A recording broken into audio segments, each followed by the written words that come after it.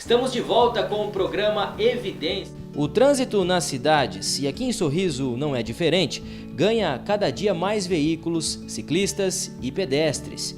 Em Sorriso, nos últimos 3 anos, o número de veículos automotores subiu 57%, segundo dados do Detran de Mato Grosso. Em 2014, eram pouco mais de 39 mil veículos nas ruas. Agora, já passam de 61.500. São pelo menos 19 mil carros, 14.500 motos e 8 mil caminhonetes, além de outros veículos de outras categorias emplacados no município em circulação. Isso sem contar com os visitantes. A boa notícia é que, se a frota aumentou muito, o número de acidentes continuou estável. Um comparativo feito pelos bombeiros mostra que no primeiro semestre do ano passado foram registrados 419 acidentes. Neste ano, até julho, foram 491. Em todo o ano de 2016 foram quase 1.000 acidentes. E para desenvolver a conscientização social sobre os cuidados básicos que todo motorista e pedestre deve ter no trânsito, foi instituído o Dia Nacional do Trânsito, comemorado na última segunda-feira, dia 25 de setembro. Bom, e para falar sobre trânsito, eu converso agora com o responsável pelo Departamento Municipal de Trânsito, o Márcio Pires, e também com o tenente do Corpo de Bombeiros, o Calegaro. Muito bom dia para vocês. Bom dia. É um prazer ter vocês aqui conosco. Olha só, esse ano o tema da Semana Nacional do Trânsito foi "A minha escolha faz a diferença no trânsito". Ou seja, todos nós aí temos responsabilidades, todos nós motoristas, e a gente falando um pouco sobre acidentes, né? Gostaria que os senhores comentassem um pouco sobre os números. Foi feita uma pesquisa recentemente e os números, inclusive falando sobre que os homens estão aí liderando os acidentes de trânsito. Uma pesquisa que o Corpo de Bombeiros e os números passados pelo Corpo de Bombeiros e também pelo Departamento Municipal de Trânsito são semelhantes. Fala um pouco, Pires, sobre esses números. Por que os homens lideram isso, na sua opinião? Bom, eu primeiramente queria agradecer aqui também ao tenente, né? O Corpo de Bombeiro fornece para nós todos esses números dos acidentes com vítimas, né? Então nós fazemos uma comparação junto com os nossos, que são 100 vítimas no caso, e a gente consegue chegar nessa estatística, né? Para poder conhecer um pouquinho do trânsito aqui de Sorriso e poder trabalhar em cima disso. Mas pelos números que nós conseguimos obter, os homens se envolvem muito mais em acidentes do que as mulheres. Claro que tem mais homens também dirigindo, né, no trânsito aqui de Sorriso, se a gente for fazer essa comparação. Mas também não dá para tirar o mérito também das mulheres, que são bastante atenciosas no trânsito também. O Corpo de Bombeiros aí registrou 491 acidentes e os agentes de trânsito registraram 500. Eu disse no início, né, são números semelhantes, mas não totalmente aí iguais. O porquê dessa diferença agora o tenente Calegaro responde para a gente. Os dados estatísticos do Corpo de Bombeiros, eles são relativos a acidentes que teve vítimas. Então a gente faz esse atendimento e geralmente o boletim de ocorrência é feito pela Polícia Militar. Já os dados do Departamento Municipal de Trânsito, eles já são relativos de pequenos acidentes, que não ocorreu vítimas, então de pequenos acidentes o pessoal consegue registrar. É isso, né, Pires? Isso mesmo. Por exemplo, um carro apenas esbarrou no outro, né? Nós fazemos o boletim de acidente, é feito por nós, para ele poder acionar o seguro, né? Então, no caso esse nós mesmos fazemos o BA, que é o boletim de acidente. Quando no caso do que precisa do Corpo de Bombeiro, é feito pela Polícia Militar, que daí já vira, por exemplo, um boletim de ocorrência, caso precisar entrar na justiça para algum outro evento, né? O que chama a atenção aqui nos números é o seguinte: foram 68 acidentes envolvendo motos, entre um número total de 143. Vocês atendem muitos acidentes ainda envolvendo motociclistas. Isso seria uma falta de atenção maior por parte dos motoristas, dos automóveis, ou por conta mesmo da falta de atenção dos motociclistas? O que vocês percebem no dia a dia nas ocorrências que vocês atendem? Bom, o número de motociclistas sem estar habilitado é grande aqui em Sorriso. Tá? A gente tem feito um trabalho aí para poder diminuir isso, né? Mas existe, tipo, por exemplo, assim, um costume da pessoa primeiro comprar a moto e depois tirar a habilitação. onde deveria ser ao contrário. Primeiro tira a sua habilitação, vá para uma autoescola que tem os profissionais capacitados para isso, né? E depois retira o veículo. Mas assim, enquanto não mudar esse costume, dificilmente consegue também abaixar o número de acidentes. Inclusive, os agentes de trânsito têm feito um trabalho de fiscalização muito forte, inclusive com o apoio da Polícia Militar, apoio da Polícia Judiciária Civil. Teve uma grande operação recentemente, onde houve aí um número de, acho que 12 pessoas presas por conta de embriaguez ao volante. Naquela ocasião, inclusive, foram alguns carros também apreendidos por vocês. E mesmo assim, as pessoas ainda têm insistido em pilotar motos ou dirigir carros até mesmo sem habilitação, né? Tem bastante, e alcoolizado também, principalmente finais de semana. Final do mês, a gente encontra o número de acidentes geralmente eleva, né? No final do mês, talvez porque a pessoa recebeu o pagamento, às vezes vai dar uma moto, acaba tomando alguma bebida alcoólica. Mas esse trabalho a gente consegue fazer junto sempre com a Polícia Militar, Polícia Civil, Corpo de Bombeiro, nesse do caso da Lei Seca participou também o pessoal do Detran. Então esse trabalho em conjunto, com certeza, vai dar um resultado muito melhor lá na frente. Tá? Inclusive, vocês encontram muitos menores em motos, né? Bastante, muitos. Muitos casos o próprio pai dá a moto para o menor. Então isso aí também teria que ser mudado. Porque enquanto o filho é de menor, pede para ele fazer a habilitação ou espera, né? No caso espera completar 18 anos, pede para ele fazer a habilitação. Hoje o pai pode fazer alguma coisa pelo seu filho, mas depois de um acidente ele não vai poder fazer mais nada. Então a melhor coisa é orientar o filho a esperar completar 18 anos e lá ele retirar a habilitação.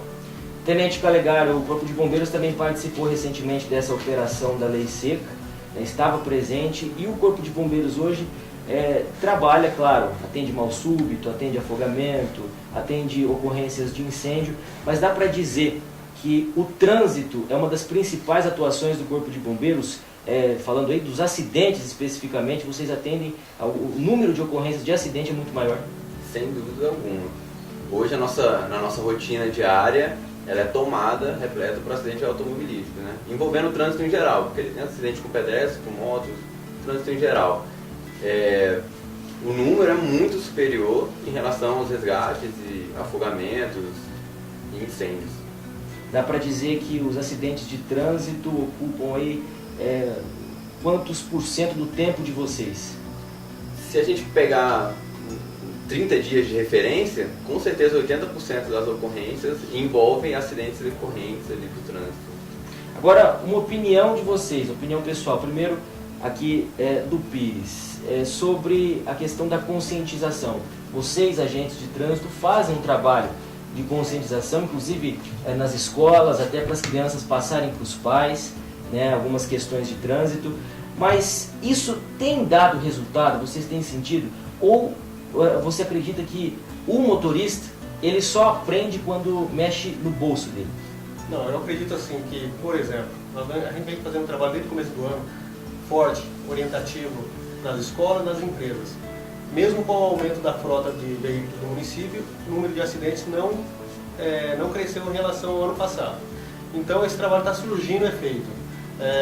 Mas é o seguinte, muitos motoristas, muitos não, mas uma boa grande parte aí, eles têm uma dificuldade em seguir as regras de trânsito do Código de Trânsito Brasileiro. Para esses, infelizmente, as notificações têm que ser aplicadas, né?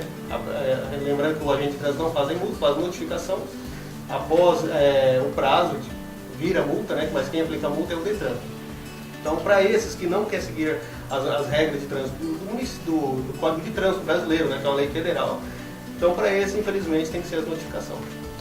Sua opinião, tenente, sobre isso? A conscientização é o caminho ou mesmo aquela fiscalização onde a autuação do motorista é o melhor para que diminua esses números aqui na cidade? O trabalho de conscientização ele é fundamental. Não tem como escapar desse trabalho. Nós falamos sobre esse tema, por exemplo, no Projeto Social do Bombeiro do Futuro, e tem sido desenvolvido aí o trabalho pelo Pires, né, pela equipe dele. Agora, só a punição por si não vai surgir também tanto efeito. Então é um trabalho contínuo. Uma coisa não funciona sem a outra. Tem que ter a conscientização e tem que ter a punição conforme for sendo reincidente os casos, né? Acho que é o trabalho contínuo das duas partes.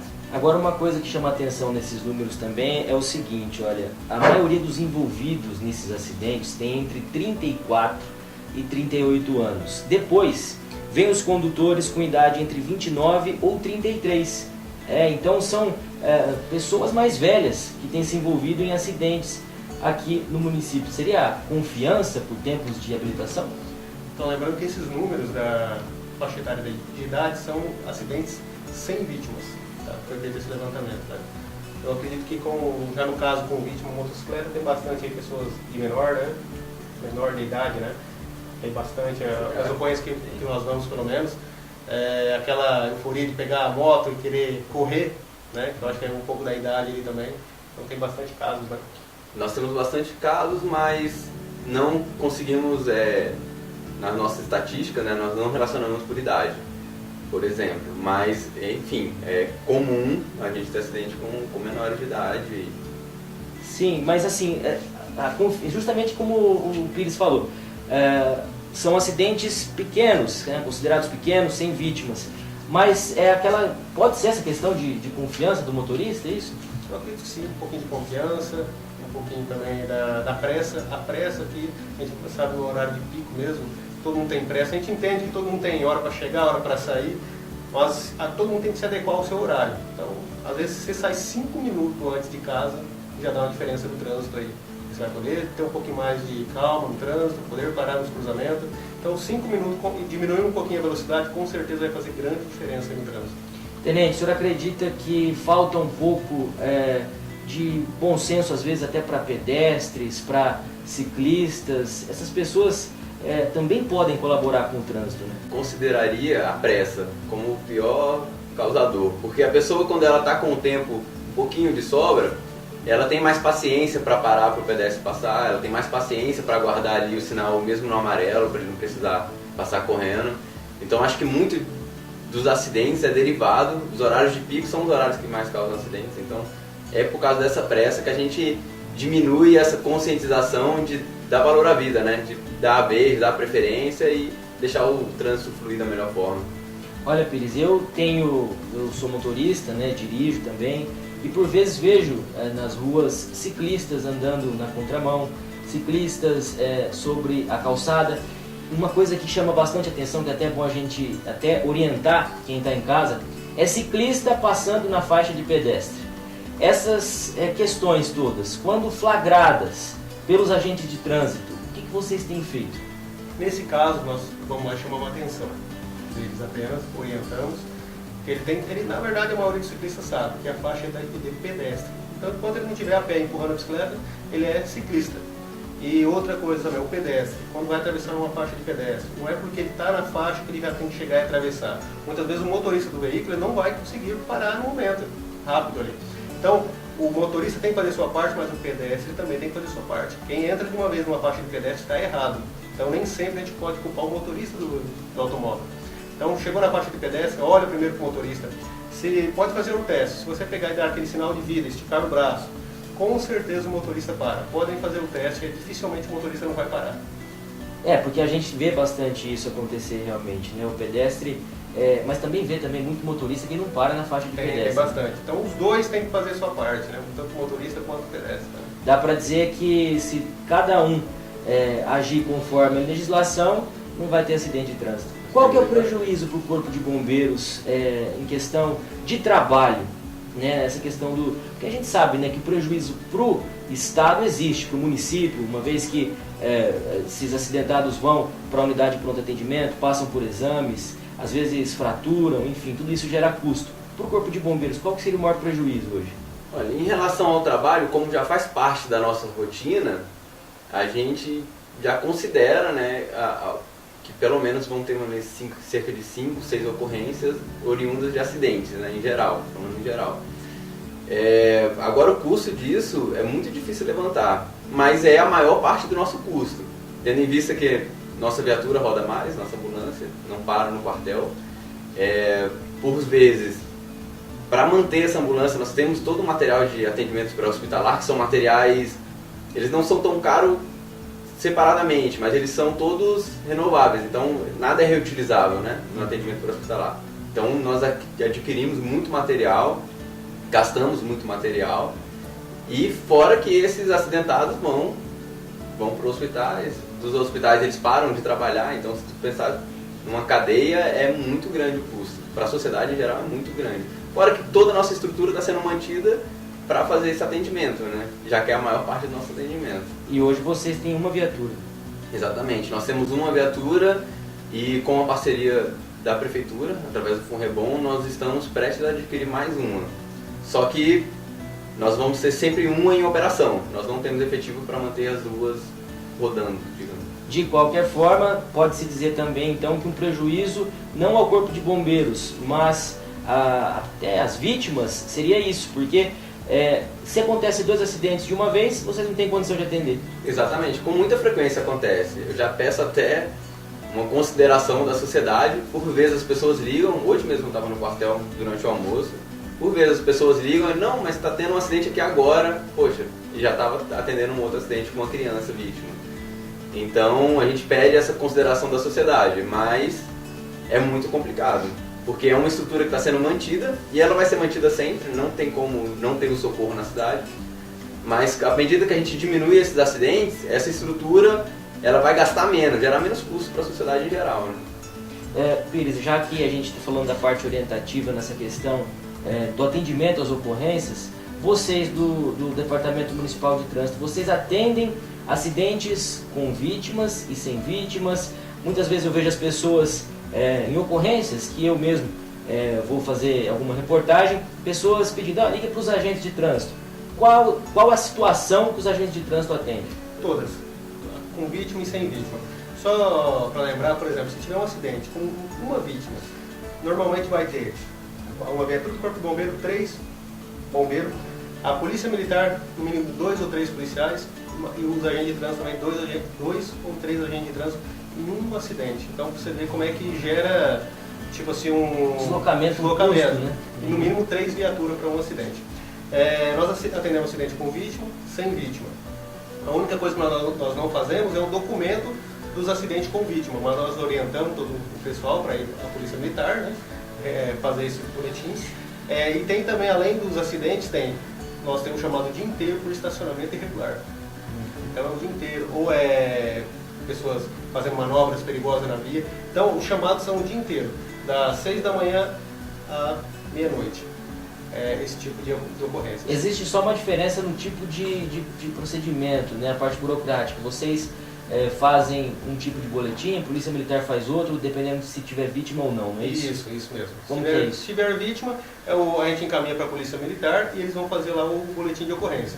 Caso não tiver nenhuma vítima machucada, apenas danos materiais, nós fazemos no local ou a pessoa pode ir até o departamento e fazer o boletim de acidente, para poder estar acionando o seguro do carro lá, para poder pagar os prejuízos. Né?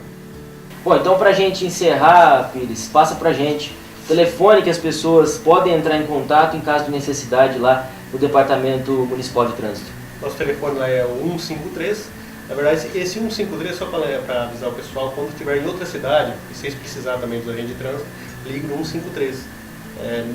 Que vai cair também nos agentes de trânsito, na Guarda Municipal. Esse telefone é o 153 aqui, quando precisar, pode ligar de celular. Às vezes acontece que tem algum problema na operadora e dá sinal de ocupado, né?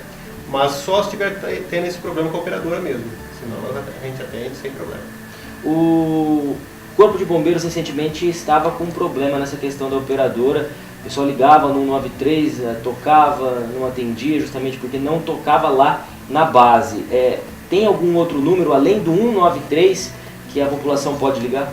Perfeito. Há alguns meses nós tivemos esse problema de comunicação. A princípio está resolvido, nós não temos mais problemas com isso, mas de qualquer forma eu vou disponibilizar mais alguns números aqui, que seria um número alternativo que vai cair na mesma central de operações nossa, né? Os números são 3544-0162 ou 3544-5283. 24 horas. 24 horas. É o mesmo telefone que cairia a chamada do 93. Tá certo. Agradeço a participação, Pires, agradeço a participação também do Tenente Calegário. É muito bom ter vocês aqui esclarecendo todas as nossas dúvidas. Muito obrigado, queria agradecer a Ângela pelo convite, Bruno, Rafael, o departamento está à disposição quando precisar. Eu agradeço a todos pelo convite, também me coloco à disposição para sempre que for necessário dar alguma orientação.